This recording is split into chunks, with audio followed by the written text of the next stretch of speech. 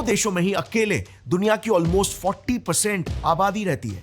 पृथ्वी के 170 देशों में जितनी आबादी रहती है उससे ज्यादा आबादी तो अकेले इंडिया और चाइना इन दो देशों में ही रहती है। ये कुछ वियर्ड नहीं है क्या? आज आपको लग रहा होगा कि हमारी पृथ्वी तो बहुत ही ज्यादा कंजेस्टेड होते जा रही है। काफी एक्सपर्ट्स को तो आपने टाइम टाइम पर बोलते हुए भी सुना होगा कि हमें ह्यूमन पॉपुलेशन को किसी भी हाल में कंट्रोल करना होगा। Worries about overpopulation are back. We need to address much more aggressively the population part of the equation. If we keep ignoring this exponential population rise, nature will reduce human population for us.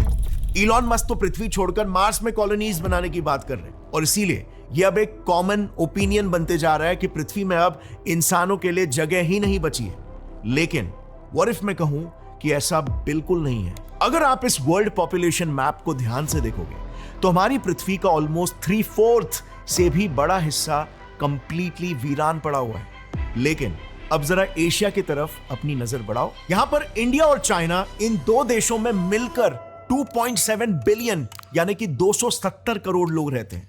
मतलब पूरे world की 36% population सिर्फ इन्हीं दो देशों में ही मौजूद है और ये दोनों देश भी सिर्फ एक ही कॉन्टिनेंट एशिया में ही मौजूद है। How is this possible? I mean पूरी दुनिया में 195 कंट्रीज है, 7 कॉन्टिनेंट्स है, लेकिन सिर्फ यही एक कॉन्टिनेंट के यही दो देश स्पेशल आखिर क्यों है? क्या इंडिया और चाइना की यूनिक ज्योग्राफिकल लोकेशन इसकी वजह है?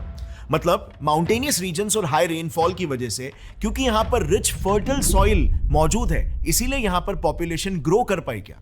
लेकिन फिर यही एग्रीकल्चरल लैंड तो आपको पूरी दुनिया के और भी देशों में मिल जाएगा, स्पेशली यूरोप, नॉर्थ अमेरिका और ट्रॉपिकल कंट्रीज।